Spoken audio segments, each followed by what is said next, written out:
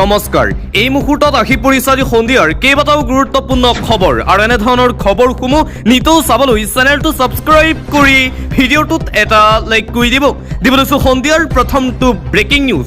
এইবাৰ মধ্য অসমত চলিব বৃহৎ উচ্ছেদ অভিযান। শতাধিক পৰিয়ালৰ মাজত এতিয়া হাহাকাৰ পৰিস্থিতিয়ে বিৰাজ কৰিছে। মধ্য অসমত পুনৰ আৰম্ভ হ'ব বৃহৎ উচ্ছেদ অভিযান। শতাধিক পৰিয়ালক উচ্ছেদ কৰিবলৈ এতিয়া সাজু হৈ পৰিছে প্ৰশাসন। উচ্ছেদৰ জাননীৰ পাছতেই হাহাকাৰ শতাধিক বেদখলকাৰী পৰিয়ালৰ মাজত। ডবগাৰ যমুনা মুদাঙ্গা সংৰক্ষিত বনাঞ্চলত চলিব উচ্ছেদ অভিযান। 7 দিনৰ ভিতৰত যাৱতীয় নথিপত্ৰ জমা দিয়াৰ নিৰ্দেশনা। বন বিভাগে ভূমি আবণ্টন দিয়াৰ অভিযোগ বেদখলকাৰী। উচ্ছেদৰ বিৰোধিতা কৰি উচ্চ ন্যায়ালয়ৰ দ্বাৰস্থ হৈছিল বেদখলকাৰী ৰাইজ। উচ্চ ন্যায়ালয়ে বনাঞ্চলৰ ভূমি খালী কৰিবলৈ দিছিল নিৰ্দেশ। মধ্য অসমত চলিব এইবাৰ উচ্ছেদ অভিযান। আন এটা ব্ৰেকিং নিউজ। দেশৰ শিক্ষা ব্যৱস্থা সলনি হ'বই লাগিব। ভাৰতৰ এডুকেশ্যন চিষ্টেম সলনি হ'ব লাগিবই। আমাৰ যুদ্ধ আৰম্ভ হৈছে।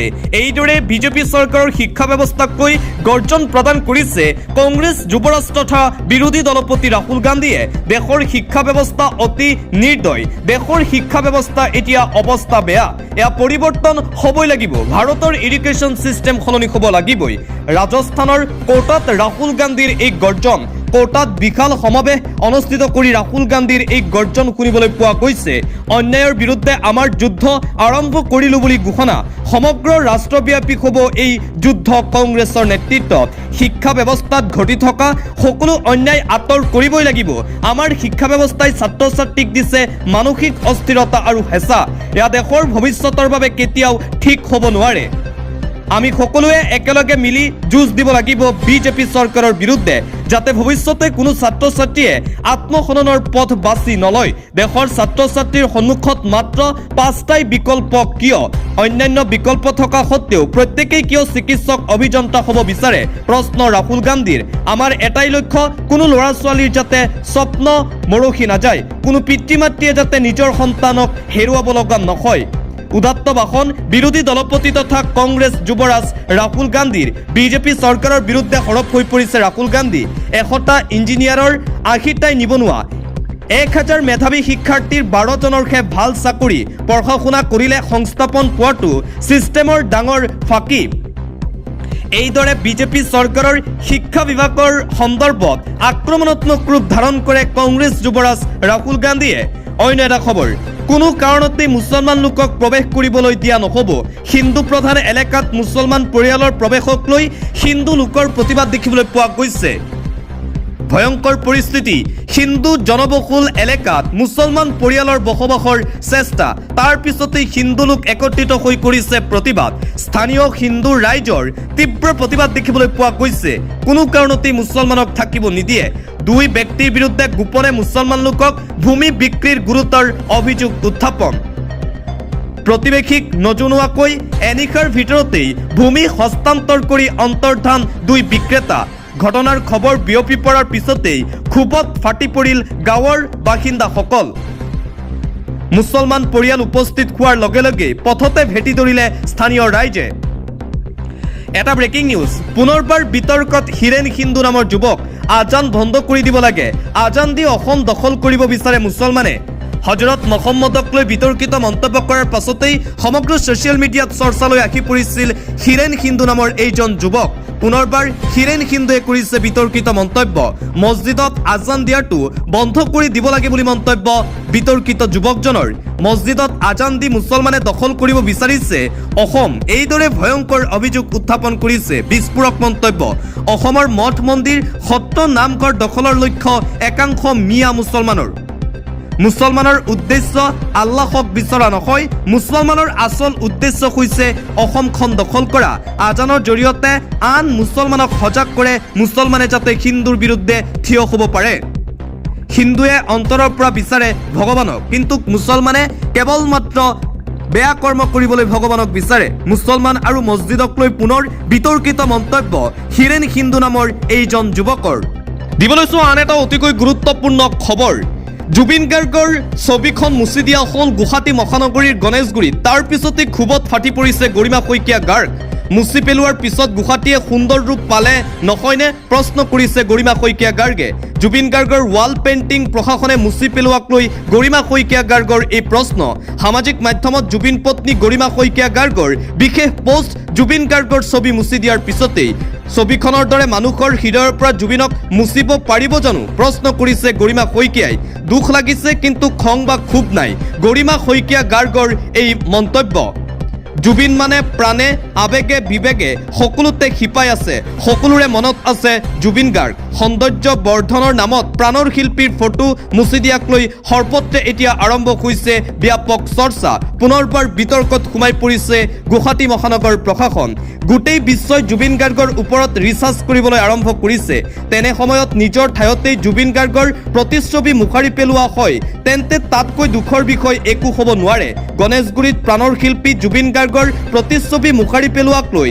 প্ৰতিক্ৰিয়া প্ৰকাশ কৰিছে জুবিন গাৰ্গৰ ভগ্নী পামী বৰঠাকুৰে গুৱাহাটী মহানগৰীৰ গণেশগুৰিৰ ফ্লাই অভাৰত যি ছবি অংকন কৰা হৈছিল প্ৰাণৰ শিল্পী জুবিন গাৰ্গৰ আৰু আজি সেই ছবি মুচি দিয়া হৈছিল তাৰ পিছতেই সমগ্ৰ অসমতে আৰম্ভ হৈছে তীব্ৰ প্ৰতিক্ৰিয়া জুবিনৰ সেই ছবিখনে কাক আমনি কৰিছিল প্ৰশ্ন কৰিছে কৃষক মুক্তি সংগ্ৰাম কমিটিৰ সাধাৰণ সম্পাদক বিদ্যুৎ শইকীয়াই চৰকাৰে অসমীয়াৰ বুকুৰ পৰা জুবিনক নাইকিয়া কৰি দিম বুলি ভাবিছে নেকি যদি ভাবিছে মূৰ্খৰ স্বৰ্গত বাস কৰিছে চৰকাৰ প্ৰশাসনে জুবিন গাৰ্গৰ ছবি মুখাৰি দিয়াক লৈ প্ৰতিক্ৰিয়া প্ৰকাশ কৰিছে কৃষক মুক্তিৰ সাধাৰণ সম্পাদক বিদ্যুৎ শইকীয়াই জুবিন গাৰ্গৰ প্ৰতিচ্ছবি মুচি দিয়াৰ পিছতেই চৰকাৰৰ বিৰুদ্ধে এইদৰে আক্ৰমণাত্মক ৰূপত এতিয়া দেখিবলৈ পোৱা গৈছে জাতীয় দল সংগঠনৰ নেতাসকলক অন্য এটা খবৰ গৌৰৱ গগৈ সন্দৰ্ভত পুনৰবাৰ ডাঙৰ মন্তব্য কৰিছে ৰাজ্যিক বিজেপিৰ সভাপতি দিলীপ শইকীয়াই গৌৰৱ গগৈৰ আচল ঘৰ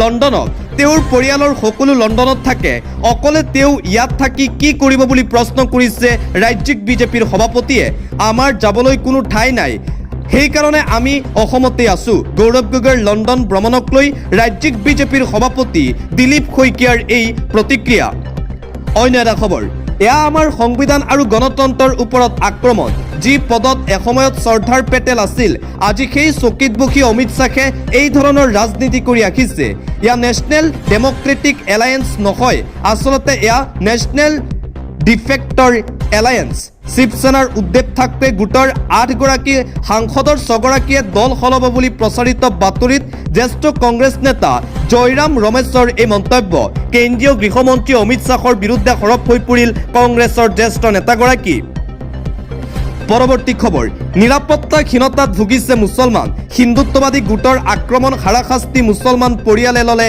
গাঁও এৰাৰ সিদ্ধান্ত এক আজব ঘটনা সংঘটিত হৈছে মুছলমান এলেকাত হিন্দুত্ববাদী গোটৰ আক্ৰমণ আৰু ভাবুকি বহু মুছলমান লোকৰ ওপৰত ধমক হাৰাশাস্তিৰ গুৰুতৰ অভিযোগ উত্থাপন ভয় শংকাত 20টা মুছলমান পৰিয়ালে একেলগে ল'লে এক ডাঙৰ সিদ্ধান্ত প্ৰশাসনক বাৰে বাৰে ন্যায় নিৰাপত্তাৰ দাবী কৰিও অৱশেষত নিৰাশ হৈ নিজেই সিদ্ধান্ত লৈছে প্ৰশ্ন উঠিছে নিৰাপত্তা আৰু ন্যায় নাপায় নেকি এতিয়া ভাৰতৰ মুছলমানে একাংশৰ দাবী ভাৰতীয় মুছলমানক বিজেপি আৰু আৰএছএছৰ পৰা ৰক্ষা কৰক মুছলমান পৰিয়ালে গাঁও এৰি যোৱাৰ সিদ্ধান্তত এতিয়া সমগ্ৰ ভাৰততে আৰম্ভ হৈছে তীব্ৰ চাঞ্চল্য মহাৰাষ্ট্ৰৰ সাংগলি জিলাৰ আৰালা গাঁৱত এই ঘটনা সংঘটিত হয় এটা জৰুৰী খবৰ যিকোনো মুহূৰ্তত খুলি দিয়া হ'ব জলবিদ্যুৎ প্ৰকল্পৰ বান্ধ কপিলিপাৰীবাসী সাৱধান কপিলিপৰীয়া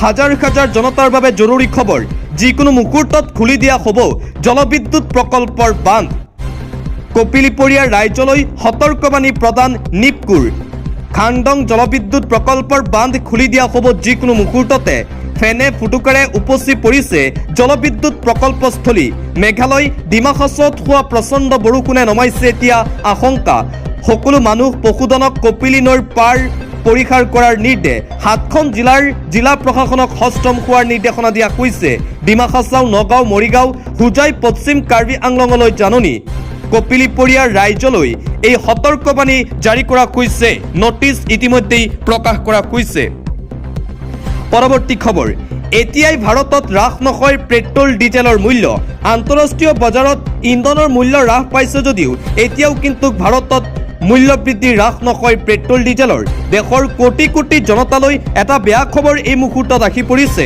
পেট্ৰল ডিজেলৰ দামক লৈ ডাঙৰ ঘোষণা কেন্দ্ৰীয় চৰকাৰৰ। আন্তঃৰাষ্ট্ৰীয় বজাৰত খাৰুৱা তেলৰ মূল্য কমিছে, কিন্তু ভাৰতত পেট্ৰল ডিজেলৰ মূল্য এতিয়াও হ্ৰাস কৰিব নোৱাৰি। তেলৰ মূল্যৰ লগত বহু কাৰক জড়িত আছে। সস্তীয়া তেল ভাৰত আহি পোৱাত সময় লাগিব, গতিকে পৰিস্থিতি স্বাভাৱিক হ'বলৈ দিব লাগিব, তাৰ পিছতহে চিন্তা কৰিব পাৰি। অন্য দেশৰ তুলনাত ভাৰতত মাত্ৰ 3.94 টকাহে বৃদ্ধি পাইছে। এয়া ইমান এটা ডাঙৰ সমস্যা নহয় ভাৰতৰ বাবে।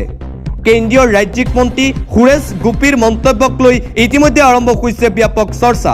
ইপিনে ভাৰতৰ চুবুৰীয়া ৰাষ্ট্ৰত ক্ৰমাৎ হ্ৰাস পাইছে পেট্ৰল ডিজেলৰ মূল্য। পাকিস্তানত 130 টকাৰ পৰা 126 টকালৈ হ্ৰাস পাইছে। অন্য এটা খবৰ, বেদখলকাৰীৰ কবলত বৰাকৰ ঐতিহ্যমণ্ডিত চাহ বাগিচা। কাৰ আশীৰ্বাদত চলিছে সন্দেহজনক নাগৰিকৰ বাসস্থান।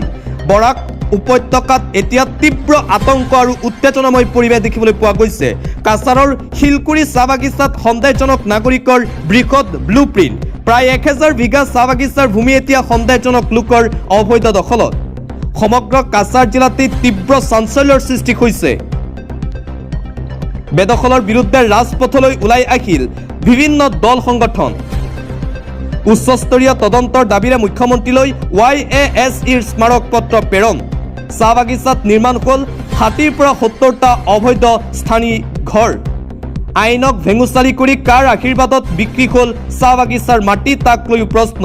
উচিত তদন্ত আৰু দোষীক কঠোৰ শাস্তি দিয়াৰ দাবীত এতিয়া প্ৰতিবাদ সাব্যস্ত কৰিছে ৰাইজে। আইন চকুত ধূলি দি কেনেকৈ চাহ বাগিচা মাটি সন্দেহজনক লোকৰ হাতলৈ গ'ল। খিলঞ্জীয়াৰ সুৰক্ষাৰ বাবে অতি সোনকালে উচ্ছেদ অভিযান চলোৱাৰ আহ্বান মুখ্যমন্ত্ৰী হিমন্ত বিশ্ব শৰ্মাক। অন্য এটা খবৰ, জীৱিকাৰ সন্ধানত থাকি প্ৰতিগৰাকী অসমীয়াই কৰিব পাৰিব কাম। 125 দিনৰ নিশ্চিত কৰ্মসংস্থাপনৰ গেৰাণ্টি দিলে এইবাৰ চৰকাৰে। 1 জুলাইৰ পৰা সকলো গ্ৰাম্যাঞ্চলৰ লোকে নিয়োগ হ'ব পাৰিব কামত। এটা ভাল খবৰ, নিয়োগ আৰু জীৱিকা নিশ্চয়তা অভিযানত গ্ৰামীণৰ এই পদক্ষেপ। DBG ৰামজী আঁচনিৰ দ্বাৰা 125 দিনৰ নিশ্চিত কৰ্মসংস্থাপন। আত্মনিৰ্ভৰ অসম গঢ়াৰ লক্ষ্যৰে লাখ লাখ লোকক সংস্থাপন দিব এইবাৰ বিজেপি চৰকাৰে। অসমৰ গ্ৰাম্য অৰ্থনীতি সবলীকৰণৰ বাবে বিনিয়োগ 2144 কোটি টকা। সামাজিক মাধ্যমত মুখ্যমন্ত্ৰী হিমন্ত বিশ্ব শৰ্মাই ঘোষণা কৰিছে এই ভাল খবৰ। আন এটা সুখবৰ, কেতিয়া হিতাধিকাৰীৰ বেংক একাউণ্টত সোমাব চৰকাৰী টকা, ইয়াক লৈ এতিয়াও ব্যাপক জল্পনা কল্পনা চলি আছে। ৰাজ্য চৰকাৰৰ ফালৰ পৰা যিসমূহ আঁচনিৰ টকা দিয়া হয়, সেই আঁচনিৰ টকা কেতিয়া সোমাব, ৰাজ্যবাসীলৈ আহি গ'ল অৱশেষত এটা ভাল খবৰ। চৰকাৰী আঁচনিক লৈ বৃহৎ ঘোষণা ৰাজ্যৰ মুখ্যমন্ত্ৰী ডক্টৰ হিমন্ত বিশ্ব শৰ্মাৰ। ৰেচনৰ পৰা অৰুণোদয়, নিযুত মইনা, নিযুত বাবু, জীৱন প্ৰেৰণালৈকে ভাল খবৰ। চৰকাৰী আঁচনিক লৈ কোনেও আৰু টেনশ্যন কৰিব নালাগে।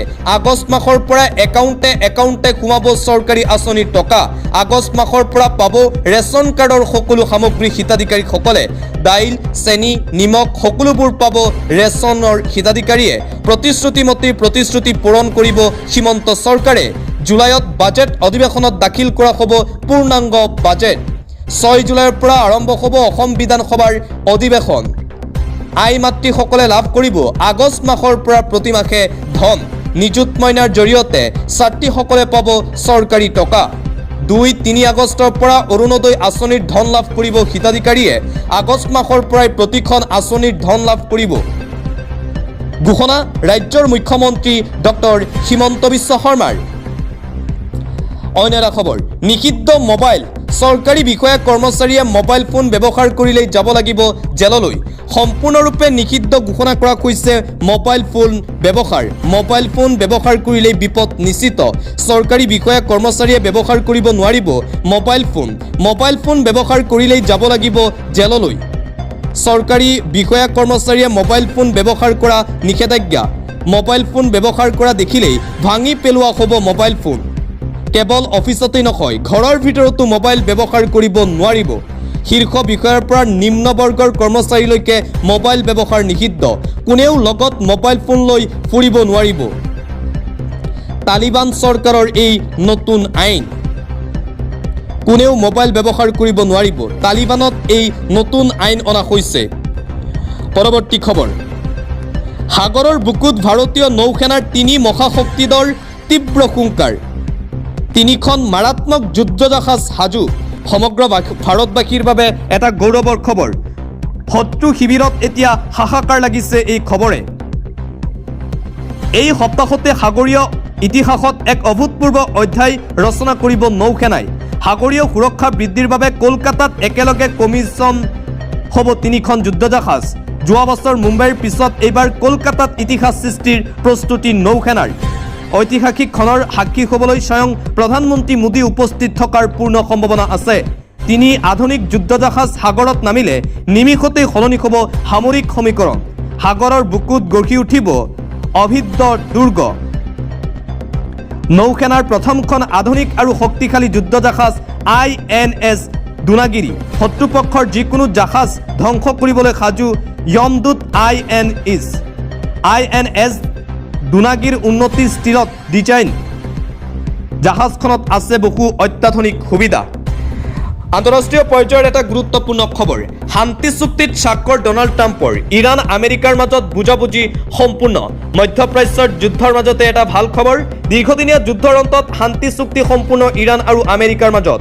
শান্তি চুক্তিত স্বাক্ষৰ কৰিলে আমেৰিকা যুক্তৰাষ্ট্ৰৰ ৰাষ্ট্ৰপতি ট্ৰাম্পৰ লগতে শান্তি চুক্তিত স্বাক্ষৰ ইৰাণৰ ৰাষ্ট্ৰপতি মাছুদৰ। সম্পূৰ্ণৰূপে অন্ত পৰিল দুয়োখন দেশৰ মাজত চলি থকা সকলো বিতৰ্ক। ইৰাণৰ সকলো চুক্তি মানি ল'লে ডনাল্ড ট্ৰাম্পে, আমেৰিকাৰো প্ৰতিটো দাবী মানি লৈছে ইৰাণে। বুধবাৰে শান্তি চুক্তিৰ খচৰা দাখিল কৰিছিল আমেৰিকাই। দীৰ্ঘদিনীয়া যুদ্ধৰ অন্তত শান্তি চুক্তি সম্পূৰ্ণ হ'ল ইৰাণ আৰু আমেৰিকাৰ মাজত। আন এটা গুৰুত্বপূৰ্ণ খবৰ, পৰকীয়া প্ৰেমৰ বাবে ভাতত বিষ মিহলাই পত্নীয়ে হত্যা কৰিলে স্বামীক। ৰাকেশ ব্ৰহ্মৰ সৈতে ভয়ংকৰ ঘটনা সংঘটিত হৈছে। এক চাঞ্চল্যকৰ খবৰ, পৰকীয়া প্ৰেমৰ নৃশংস ঘটনা এইবাৰ সংঘটিত হৈছে। ভাতত বিষ মিহলাই স্বামীক হত্যা কৰাৰ অভিযোগ। কোকৰাঝাৰৰ মাইবং নগৰত সংঘটিত হৈছে ৰাজ্য কঁপোৱা চাঞ্চল্যকৰ ঘটনা। চায়ুনী পাল ব্ৰহ্ম নামৰ এগৰাকী মহিলাই সংঘটিত কৰিলে এই বৰ্বৰ ঘটনা। স্বামী ৰাকেশ ব্ৰহ্মক ভাতত বিষ মিহলাই হত্যা কৰাৰ বিস্ফোৰক অভিযোগ। বুধবাৰে গুৱাহাটীৰ এখন ব্যক্তিগত চিকিৎসালয়ত মৃত্যু ৰাকেশ ব্ৰহ্মৰ। বিষ পান কৰোৱাৰ ফলত অসুস্থ হৈ পৰিছিল ৰাকেশ। ইয়াৰ পিছতে চিকিৎসালয়ত ভৰ্তি কৰোৱা হৈছিল ৰাকেশক। কোকৰাঝাৰ সদৰ থানাত ন্যায় বিচাৰি গোচৰ ৰাকেশৰ মাতৃ পাৰ্বতী ব্ৰহ্মৰ, কিন্তু আৰক্ষীয়ে কোনো ধৰণৰ পদক্ষেপ নোলোৱাৰ অভিযোগ উত্থাপন। ৰাকেশ ব্ৰহ্মক পৰকীয়া প্ৰেমত লিপ্ত থকাৰ সন্দেহত এই কাণ্ড কৰাৰ অভিযোগ।